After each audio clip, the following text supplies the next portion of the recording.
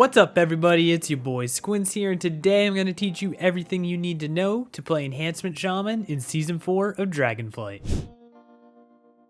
Starting out with our Mythic Plus talents, this is the baseline talent setup you'll want for basically every single Mythic Plus. And don't worry, this isn't the early 2000s, I ain't gonna make you punch all this in yourself. You can find the import codes for every single talent tree I'm about to show you in the description below. Now, if you want to be a support king like myself, this is the talent loadout that I play in every single Mythic Plus. And the key difference here is I drop 1 point of Elemental Assault just to pick up Sundering. Sundering is a great AOE CC to have in your back pocket, especially in pug groups when you don't know if people are going to hit the CC or the stun that you need to prevent a group wipe mechanic from going off in trash. Now, I did highlight Elemental Assault blue here because you do have the option to pick up Swirling Maelstrom instead, but that choice is totally up to you. It's really whatever you prefer. The talent tree loadout in the description below is going to have Elemental Assault by default because that is my personal preference. Now, if you want to take Windfury because you have a Demon Hunter, a Warrior, a Rogue, any of those classes in your group really, and you want to give them a little bit of a buff and actually be a support bunny, then you could end up picking up Windfury, and really the options are yours between Elemental Assault, Sundering, or Swirling Maelstrom. You're only going to have 1 point left over after you pick up Windfury totems. I will typically take Sundering again because I like that additional CC to have in my back pocket. Now, there are going to be times where you're going to want to take Purge. A few dungeons to list off the Ruby life pools, you're gonna want Purge. Halls of Infusion, you're gonna want Purge. And if you're gonna take Purge, as you can see is highlighted blue here, you will either decide to drop Stone Skin Totem or you will end up dropping Elemental Orbit. The choice is yours. I will typically drop Stone Skin Totem because I personally like being able to have my Lightning and Earth Shield up the entire dungeon. Now diving into the class tree just for affixes. Afflicted is yo bish, so make sure you take Poison Cleanse Totem and Cleanse Spirit because you are an afflicted machine. You will always get taken in groups just because of how well you can control afflicted. Poison Cleanse Totem will take out 2 afflicted at once. It's a super strong cooldown. And then again, option is kind of yours here if you want to keep Earth Shield, which is highlighted blue, or if you'd like to put that extra point in Totemic Surge, which will reduce the cooldown of your totems by 3 seconds. Now for Incorporeal, you know what we gotta do. We gotta pick up Hex in our class tree. Now, Hex is an ability that I will always take during Incorp week. I will always opt to try and be the last person to do it just because it has a cast time and takes up a GCD. And there's just classes like the Demon Hunter who can imprison and deal with the mechanic a little bit quicker than I can. But it's always necessary to have because I still find myself using it very often, especially during pug groups. And again, don't forget, all of these talent loadouts are in the description below with the import codes for you guys to use. Now for Sanguine, we can technically help out here, but I typically won't take it unless a group asks for it. And what we can do here is we can drop Thundershock so that Thunderstorm now knocks back instead of knock up. And with that extra talent point, I will usually throw it in Totemic Surge because reducing the cooldown of my totems is always useful. And the reason I don't typically take this is I like strictly using Thunderstorm as an AOE interrupt or CC. That's why I won't take it unless the group asks for it. Entangling is easy for us to deal with. Your number one go-to, highlighted in purple, mostly all the way down the tree, is Spirit Walk. It's off the GCD, it's an instant cast, and you'll instantly break Entangling. Always use this as your go-to first, but to have as a backup during Entangling weeks at the tippy top of the tree, you're going to want to swap over to Thunderous Pause, which will allow you to also break Entangling every 25 seconds once you switch into Ghost Wolf. So you have lots of options here. And then for your leftover talents, you can end up going with Go With The Flow, Stone Skin Totem, or Elemental Orbit, depending on what you want to pick. Now for raiding, this is your pure single target raid pump. And this is the build that you'll go with basically in every fight, every scenario. It doesn't differ very much from our Mythic Plus build, except we do drop some talents and put them more into single target focused things and pick up Windfury. Now, when you swap over to the AOE build, you have to pick up Crash Lightning. Crash Lightning is super important so you can get that bonus AOE damage out from your Storm Strikes and Lava Lashes, and that is the main difference here for the AOE build.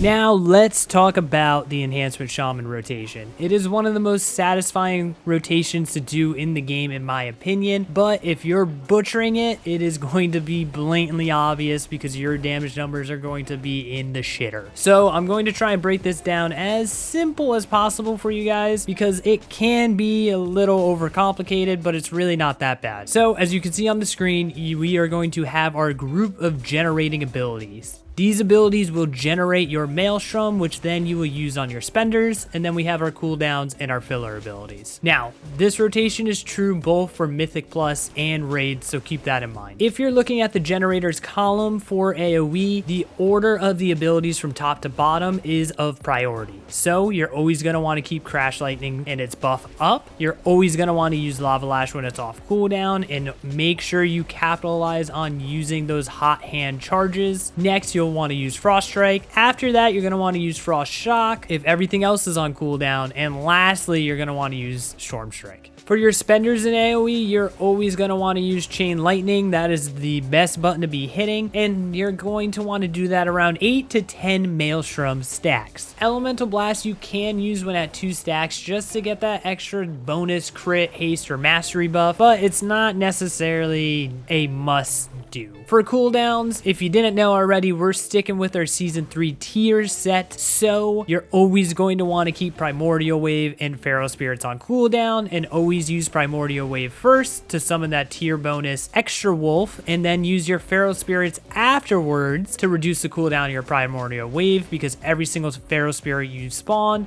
will reduce the cooldown of Primordial Wave by 7 seconds. Now, I know I said a ton of stuff here. You're probably wondering about the fillers as well. These are the buttons you're going to hit if literally everything else is on cooldown. You can either drop Windfury Totem, drop a Healing Stream Totem, or you're going to use Earth Shield, or you can use Flame Shock, or just do nothing and wait for the next thing to come off cooldown. It's kind of up to you. But to break everything down in a priority meter, this is what it looks like from top to bottom, with red being the highest priority. You want to hit that Primordial Wave, use those Feral Spirits, keep Crash Lightning buff up, spam Lava Lash like your life depends on it, and when you're at 8 to 10 Maelstrom, hit them with the Chain Lightning. And if you want some extra bonus stacks and you're at 2 stacks of Elemental Blast, go ahead and throw it out. Otherwise, just get ready to Frost Strike, use Frost Shock if everything above it's on cooldown, and then Storm Strike's your last damn ability, it's your last hope, and then if everything's on cooldown, those are all your fillers at the bottom. Now, for your AoE opener to maximize your damage, you're going to want to open up with Primordial Wave, followed by Feral Spirits, into a Crash Lightning, into a Lava Lash, followed by Lightning Bolt. Then you're going to want to Frost Strike, Frost Shock, and Chain Lightning once you're at 8 to 10 Maelstrom. If you end up proccing your hot hands, you're going to have to Lava Lash Weave, so it's going to look something like Lava Lash, Frost Strike, Lava Lash, Frost Shock, Lava Lash, Chain Lightning, Lava Lash. Lava Lash weaving is one of the most fun things to do in this spec, but it is challenging. But just remember, you're going to hit Lava Lash and then your next priority ability. Now, before I show you this rotation in action, I want you to know exactly what you're looking at on my UI. So we're going to start off with my core abilities that you can see here. Here are where my buffs are located. This is my Maelstrom. This is where Crash Lightning buff and its duration is located as well. This is my DPS. And down here, you'll be able to see every single button I pressed.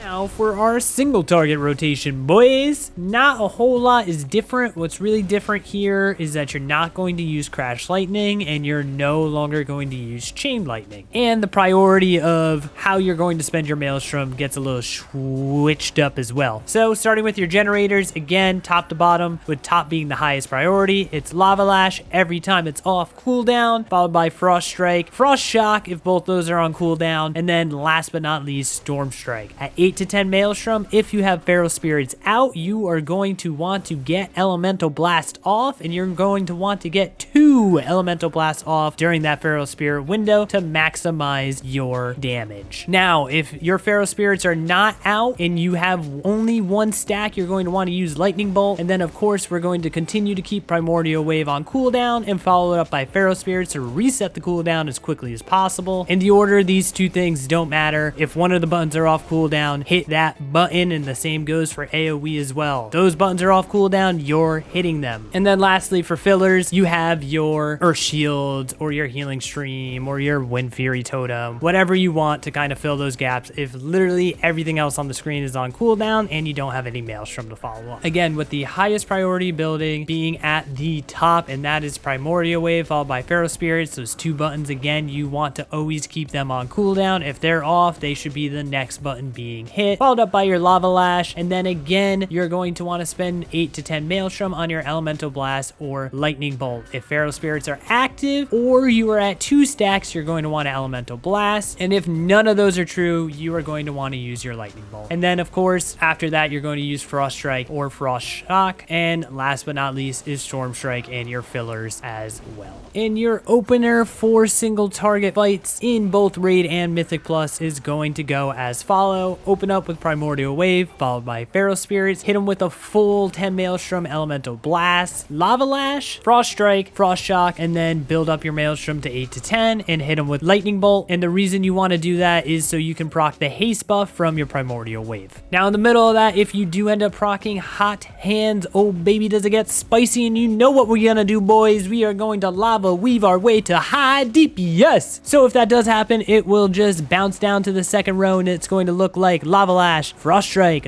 Lava Lash, Frost Shock, Lava Lash, Lightning Bolt, Lava Lash, big damage, big numbers, Dopium Rush, love it. Now let's see this single target opener and rotation in action.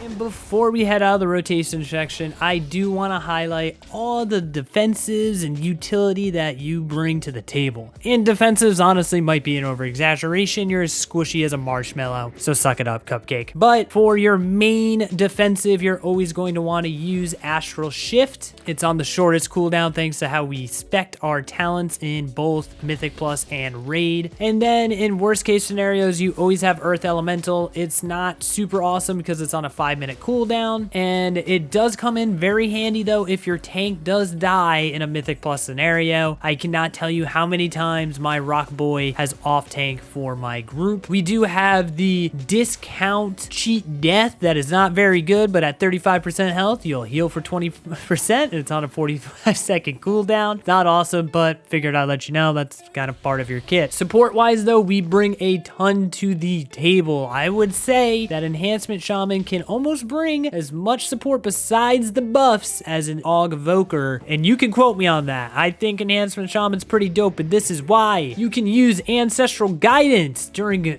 big group damage to help heal everybody in the party. It's been nerfed over the course of this expansion, but it still does a ton of healing. In Raid or Mythic Plus, you can heal a little bit with your Healing Stream Totem, or you can reduce physical damage with your Stone Skin Totem. And at 8 to 10 Maelstrom, you can pop a buddy with a Healing Surge or hit the group with a Chain Heal, and holy hell does this do a lot of healing, and it is great to help your healer out sometimes. Whether you're healing yourself or healing someone with a Healed Absorb, it is actually super useful. And then you have Earth Shield that's gonna heal you when you're hit, and if you're rocking Elemental Orbit, which you probably are most of the time in all of the specs I showed you, you can also drop that on your buddy. I drop it on my healer because I don't want to be putting it up all the damn time on somebody. That's just one less thing I gotta manage, and the healer healer, you know, it's a nice little touch for him. If you want to be really awesome, you can put it on your tank. I'm sure your healer would appreciate that. Or put it on the dude that's always standing and shit. I'm sure your healer would also appreciate that. And when it comes to crowd control, damn it, don't you forget, we are the kings of this. We have a double incap totem for AOE stuns. In Mythic Plus, you have an AOE knockup and you have an AOE slow. If you're running it, you also have Sundering, which is another crowd control mechanic that you can use. I'm telling you, we got a lot in our kit. This is one of the reasons why I love playing Enhancement Shaman. There's so many holes you can fill and it is an absolute blast. So make sure you utilize all of these alongside your rotation and you will become a elemental god. And if you've been sitting here this whole damn time and watching this video and you haven't liked or subscribed yet, I'm pissed, but I'm gonna tell you the stat and the last little things you need to know in order to succeed, okay? That's how mad I am if you didn't like or subscribe, by the way. And the priority is simple. You want mastery and haste. But early on in the season, all that matters is item level and agility. But when it comes down to it, mastery and haste. For consumables, this is what you want. I always use Tempted Versatility just because that is the best vial because we're so damn squishy. But if you're feeling it, go for Vial of Corrupting Rage. I usually run this on lower keys where the damage is not as intense. And then Elemental Potion of Power to help our cooldown window. Healing Potions, carry them, help your healer out. You want Dreamwalker's Healing Potion. And then for food, you want some sizzling seafood melody because who doesn't like seafood? Enchants, here they are. Take a screenshot, take a mental note. This is what you want for your enchants. And if you haven't played at all this expansion, you're like, where the hell is that helm enchant come from? Just hop into LFR of Amir Jasil's dream. Do that a few times. You probably gotta clear it twice, and then you'll get this helm enchant, okay? That's how you do it. The dream, the tree. Go save the tree. Kill Farak, okay? That's what you gotta do. Gems. Skillful, Eliminated Diamond. You want one of them. Everything else, Keen Netherite. Pump it up. That's what you want, all right? Throw it in all of that. That's where you're gonna get it, okay, folks? And with all of that, thank you so much for watching this video. If you have any questions or comments, let me know below or join our Discord. And don't you forget to punch that like button, kiss that subscribe button, and tickle my bell to stay up to date with all the content coming out on the channel. We have a ton coming. We have a Holy Paladin guide. We have Mythic Plus guides made for dummies for every single Mythic Plus. So if you want to get into them, I have every single thing you need to succeed. I'm also going to be live streaming. You can check me out on Twitch, YouTube, Kick. I'm gonna be everywhere this season, okay? So come hang out with your boy. I'm probably live right now. I don't know. Who knows? I don't have a schedule. I have life to do. Okay, life things, and yeah,